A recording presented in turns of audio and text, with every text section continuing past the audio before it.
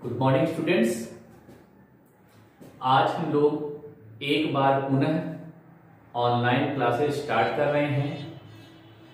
आपका यह online class जो है पीरियोडिक टेस्ट 2 के बाद शुरू हो रहा है और अब हम लोग टर्म 2 के सिलेबस के हिसाब से हम लोग यहाँ पर अध्ययन आरंभ करते हैं। तो प्यारे बच्चों, आज हम लोग संस्कृत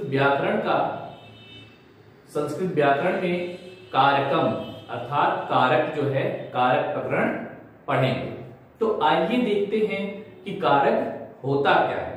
ठीक है, आप लोगों ने हिंदी व्याकरण में कारक पढ़ा है, लगभग उसी प्रकार से इसमें भी है, बस थोड़ा सा अंतर होता है। इसको हम लोग देखते हैं। तो सबसे पहले इसकी परिभाषा जान लेते हैं।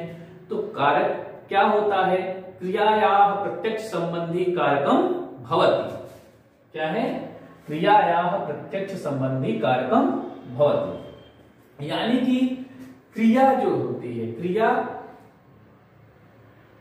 का संबंध जो कर्ता से बताता है, ठीक है, उसका जो प्रत्यक्ष संबंध कर्ता से बताता है उसे ही कारक कहते हैं। यानी कर्ता का संबंध क्रिया के साथ जो बताए वही क्या है? कारक है। तो संस्कृत में, हिंदी में आपने देखा था कि कारक जो है वह 8 हैं, लेकिन संस्कृत में जो है मूल रूप से 6 कारक होते हैं। पहला यानी प्रथमा विभक्ति का जो होता है क्या बोलते हैं उसको, कर्ता कारक नहीं, संबोधन जो होता है वह कर्ता कारक में होता है और इस वजह से उसको हम लोग नहीं पढ़ते। संबंध कारक और संबोधन कारक, क्योंकि संबंध जो बताता है तो संज्ञा अथवा सर्वनाम के जिस रूप से क्रिया का संबंध हो उसे कारक कहते हैं। इसको आप लोग जानते हैं। इसमें हम लोग संबंध कारक और संबोधन कारक, इन 2 कारक को नहीं पढ़ते हैं। क्लियर? आइए देखते हैं एक श्लोक के माध्यम से। कर्ता कर्म च करणम संप्रधानम तथैव च अपादानाधिकरणम इत्याहु कारकाणि षट्। यानी कर्ता, कर्म, करण और संप्रदान, अपादान, अधिकरण, यह 6 कारक होते हैं। संबंध कारकम संबोधनम च कृत कारस्य एव भेदोस्तः विभक्तयः 7 तथा च एकम संबोधनम प्रथमा विभक्ति भवति। संस्कृत भाषायां कारक चिह्नानि पृथक् न भवति, तानि शब्देन सह योजितानि भवन्ति। तो संबंध कारक, ठीक है, संज्ञा। अब इसमें क्या है, आखिर होता क्या है? संज्ञा अथवा सर्वनाम के जिस रूप से, ध्यान दीजिएगा, इसका हिंदी समझिएगा, संज्ञा अथवा सर्वनाम के जिस रूप से क्रिया का सीधा संबंध हो उसे कारक कहते हैं। कारक को जिन चिन्हों द्वारा प्रकट किया जाता है उन्हें विभक्ति कहते हैं। संस्कृत भाषा में विभक्तियां मूल शब्द के साथ जुड़कर अर्थ प्रकट करती हैं। ठीक है, तो यह रही कारक के बारे में। फिर से ध्यान दीजिएगा, संज्ञा अथवा सर्वनाम के जिस रूप से क्रिया का सीधा संबंध हो, प्रत्यक्ष रूप से, ठीक है, क्रिया या प्रत्यक्ष संबंधी कारकम भवति। तो संज्ञा अथवा सर्वनाम के जिस रूप से क्रिया का सीधा संबंध हो उसे कारक कहते हैं और कारकों को जिन चिन्हों द्वारा प्रकट किया जाता है उन्हें विभक्ति कहते हैं। संस्कृत भाषा में विभक्तियां मूल शब्द के साथ जुड़कर अर्थ प्रकट करती हैं। प्यारे बच्चों, यह तो कारक की परिभाषा हुई, कारक के बारे में सामान्य सी जानकारी।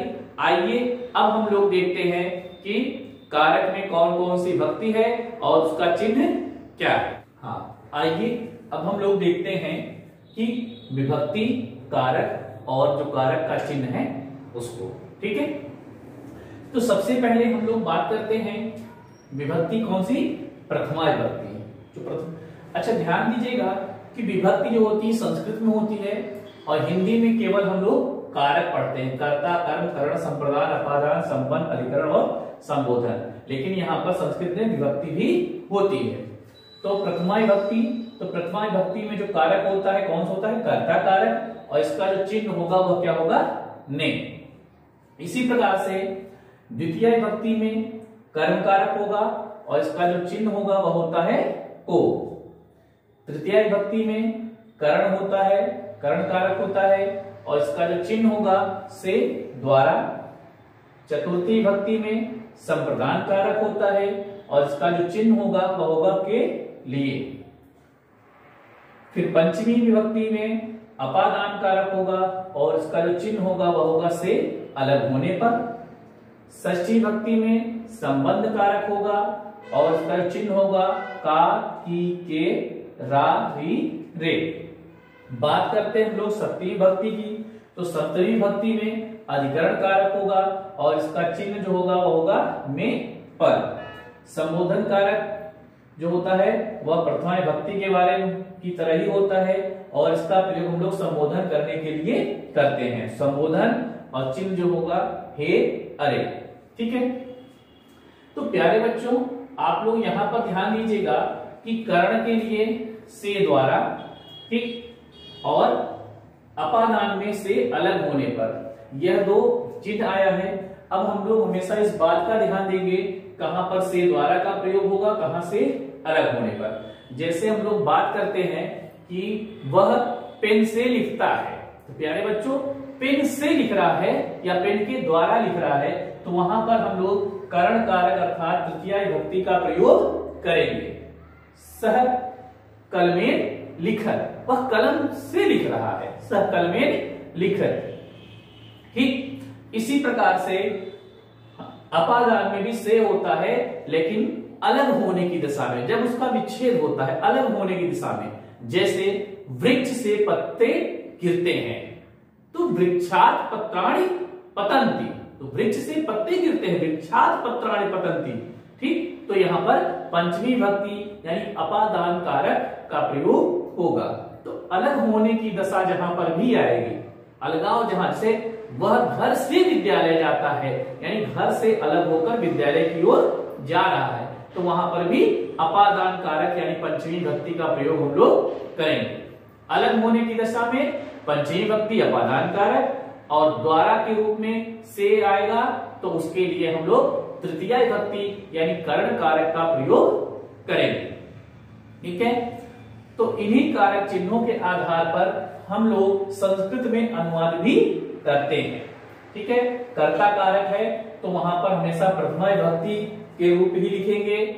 द्वितीय विभक्ति अगर कर्ण कारक है तो द्वितीय विभक्ति के रूप लिखेंगे, कर्ण कारक है तो द्वितीय विभक्ति के रूप। इसी प्रकार से संप्रदान में चतुर्थी विभक्ति, अपादान में पंचमी विभक्ति, संबंध में षष्ठी विभक्ति, अधिकरण में सप्तमी और संबोधन में के समय हम लोग संबोधन का ही प्रयोग करेंगे। प्यारे बच्चों, तो यह कारक चिन्ह है, कारक प्रकरण था। आप लोग इसके बारे में ध्यान पूर्वक इसको पढ़ेंगे और समझेंगे और इसका जो इसको आप लोग एक फाइल में आप लोग एक्टिविटी के रूप में एक फाइल में लिखेंगे, यही आपका होमवर्क होगा। तो आपका जो गृहकार्य होगा वह होगा कारक चिन्ह, जैसे हमने ये चार्ट पूरा बनाया है, आप लोग इसे एक फाइल में लिखेंगे और एक्टिविटी के रूप में हमारे पास सेंड करेंगे। ओके, तो प्यारे बच्चों यही आप लोगों का होमवर्क होगा। धन्यवाद।